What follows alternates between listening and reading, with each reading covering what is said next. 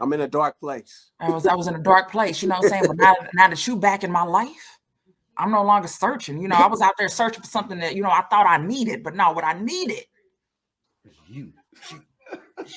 That's what You made me realize. Right. Exactly.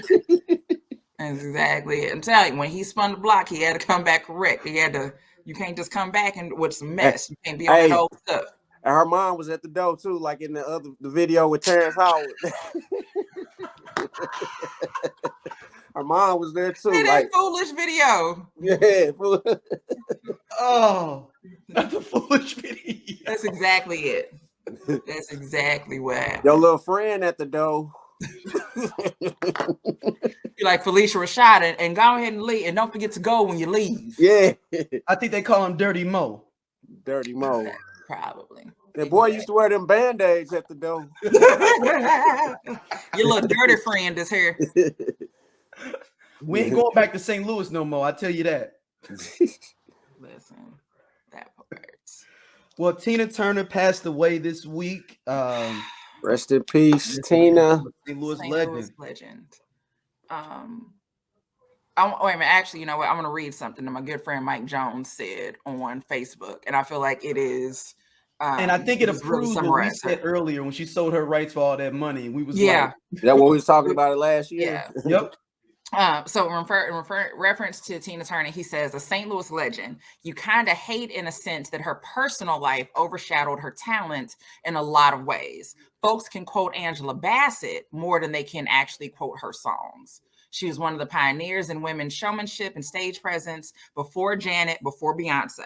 He said, what I loved her for, though her personal life may have been overshadowed some of her legacy, a lot of it was her inactivity. It's like she could go live on the Mediterranean and perform when she felt like it. She lived in the French Riviera, in London, and eventually became a citizen of Sweden. She adopted Buddhism. She strove to find peace and stillness in her life. Oftentimes, he said, the women where I'm from don't get to do anything nice and easy. And I read that and I was like, that is real. Like, and I do hate that she wrote the book. The movie came out. What's love got to do with it? So she told her story. And like, this was a part of my life. This is what happened. But we essentially have not let her forget that. Yeah. I mean, I also wonder too that her musical style changing as well has to do with that a lot as well. I think she went to like straight. I don't know what it was. I don't even know what it was like. It was like pop 80s pop kind of feel. Yeah. If you look at her bands in the videos in the 80s, it's all white guys. So it's like, so it kind of it doesn't feel soulful, as I was saying. I think if she came out with soul music, I think we could have forgot about it. Yeah. I think I really feel like once that movie came, I mean, because and then the movie was just so great too. Though. Yeah, the movie is so good. The movie is so good. I think, like I said, with me, you know, as a kid, or even when that movie came out, like, I knew who Tina Turner was. I knew the song "What's Love Got to Do with It." I didn't know everything about her and Ike and all of that. You didn't learn that until you see the movie. So if that's your introduction to Tina Turner, then it's like that is what sticks with you. And then the music she wasn't really doing music after that. Yeah, because I think she may have done some additional albums, but nothing that. I think she just did that one that came out during the movie with "I Don't Want to Fight." Yeah. Oh, yeah. That was the last song I remember. I don't want to fight. I mean, I don't know about anybody else, and I'm showing my age. I was introduced to Tina Turner in Mad Max, the Return, Thunderdome. Yeah, I was like, "Look like you had mini dress." Right. So, but with that, you still didn't like the music part of it, right? So, like, just growing up, you knew, like the songs you're talking about. I know exactly what you're talking about. I love that song. I don't really want to fight no more.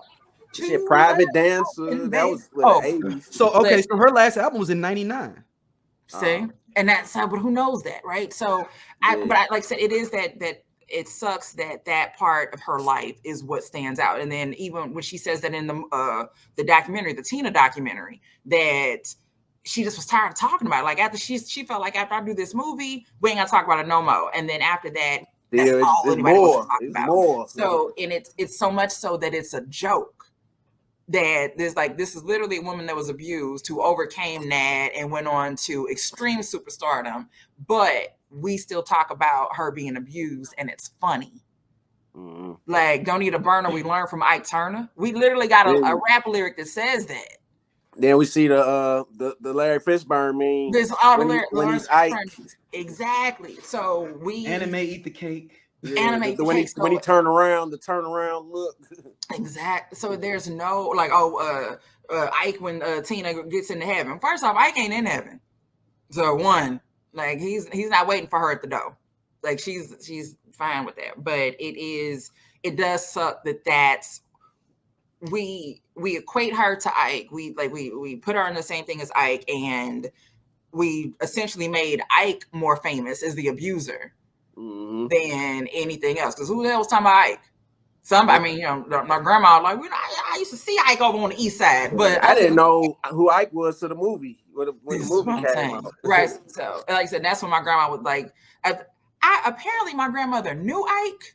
I don't know to what capacity, but every once in a while she'd be like, oh, well, you know, I used to see Ike over on the east side and blah, blah, blah, blah. So I didn't know she used to perform at Club Imperial right there on West Florissant and Goodfellas.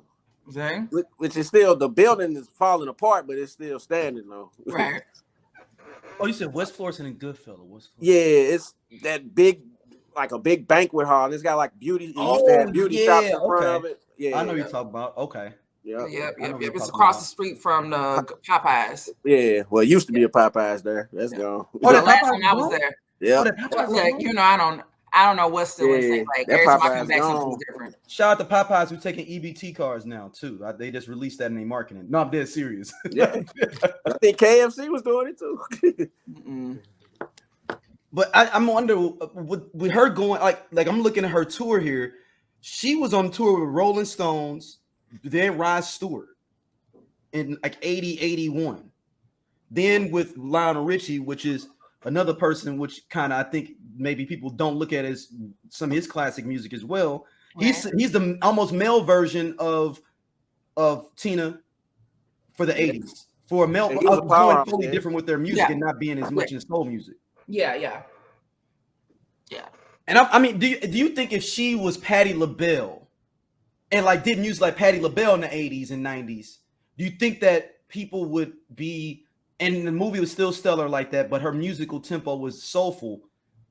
Yeah, it should be. Her music would be more accepted on our side. Yeah, absolutely. You know, we wasn't listening to Simply the Best and all that. You know, unless we was watching the HBO commercial. Right, we know the songs, but they weren't getting played on our radio stations. Yeah. So once she left, so like I said, those couple of crossover hits that she did have that came back over, but other than that, she wasn't in our face like that anymore. So your parents know Tina because of Ike, like you know Ike and Tina Turner. You don't know Tina's music, and like when we looked up before, we were trying to figure out what the hell was her catalog then.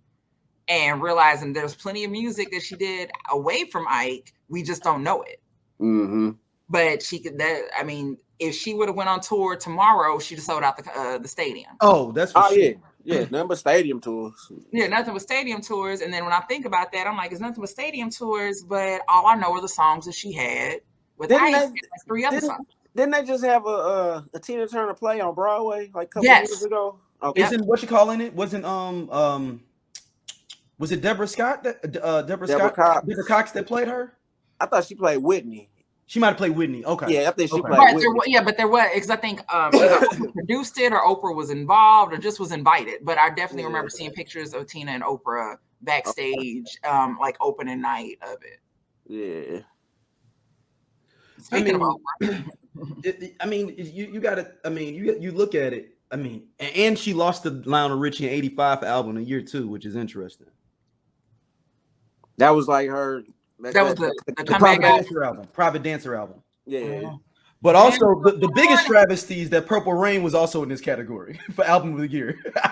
Who won? Lionel Richie. Lionel Richie, is that the album with Hello? Yep. And Dancing on the Ceiling. Let me see what's on here. Hello is on here all night long. That did. Oh yeah, he was on fire that year. Oh my God, yeah. All night long. He was on fire, yeah. All Night Long is what the Clear people needed. That's what they needed. That was the club song they needed. Yeah, that was Return of the Mac of the 80s. Album. What would you say, Scott? Go ahead. What'd you say? I said All Night Long was Return of the Mac of the 80s. No lies were told. Yeah, Dancing on the Ceiling's on the next album. So that's on the next album. But I mean, yeah, the Prince and I winning for Purple Rain in that category. Even though, I mean, I guess that's looking back in retrospective, looking like how the music feels now. Yeah. If that is. But like you said, Lionel Richie was on fire that year. Yeah, he was on fire, man. He's like, I don't need them Commodores. Do you all think that? Do you all think that Tina Turner, did she get her roses? I feel like she did. I think so. I think she got her roses, but like Stacey said, her personal life overshadowed her musical career. Yeah, but I think that like I said, I love that she was able to tell her story on her terms. So again, writing the book, the What's Love Got to Do with It, and then even just the Tina documentary, which is just really like, and I feel like that picks up from What's Love Got to Do with It, because What's Love, we know like. There's honestly a part when after she escapes, like after she runs across that highway here in Dallas. Wait, babe, what's the name of that hotel that Tina was at? She ran across that highway. The Lorenzo Hotel. So, wow, and it's a dude named Lorenzo's hotel. Let me over to Lorenzo's. But to that point, so you know, every city has an alternative newspaper. So St. Louis Riverfront Times, Village Voice, New York. Here's the Dallas Observer. They had a horrible headline the other day, and it was like abused woman or woman leaves her abusive husband in Dallas and goes on to be Tina Turner. And what? Yeah, that's what it says. So it's a picture of Tina. It's a horrible picture of her. But the idea, I guess what they were trying to convey was that the incident that when she left him, they were here in Dallas. But the headline just comes off. It's like what? So people, that was like 50 years ago. So the point and the comments did not go the way that they thought it was going to. Simple as that. Everybody was like, how about, you know, like why are you even bringing that up? So, but with that, after that part of the movie, I stopped watching it because I kind of just I lose interest in the rest of it. Like the last 15, 20 minutes, I don't really pay attention to it anymore. But the documentary, except when Ike shows up with a jerry curl. Are you trying to get her back? Yeah, when he showed up with that jerry curl. Right. Now, I gave up that narcotic. Now, I do tell people that I've given up that narcotic from time. I do use that phrase. You're like, that's my daddy name. I worked hard for that name. They got my dad's blood on. I got bit. But yeah, I definitely usually stop watching towards the end. But like the documentary picks up where that left off, so it's kind of like then what happened, or just the more detail. So I love that she got to tell her story on her terms without Wendy Williams doing a Lifetime show about some shit. Yeah. To try to tell her story. I do, and she's in the Rock and Roll Hall of Fame twice. Mm-hmm. She's in there with Ike, and she's in there by herself. Mm-hmm. So I love that she got to spend the last years of her life happy. And if your happiness means getting the hell away from the U.S. and going to find you some white man in Sweden and living the rest of your life, hey. Yeah, that's what I was about to ask. Was she married? I can't remember if she was married. Yeah. She wouldn't marry him for like a long time. No, I knew that. For like a while, she would marry him. Oh, yeah. She got older. They need to be able to have the ability to be able to, you know, make decisions. And I think that's why she did actually end up marrying him. Yeah. But they are, she was happy. And that's, if nothing, when it's your last days, you just want to be happy and surrounded by love or just at peace. So I'm happy that that's what she got to have. Yeah. I sure be hearing Simply the Best on one of them commercials. I think it's like Spectrum or something. Yeah. And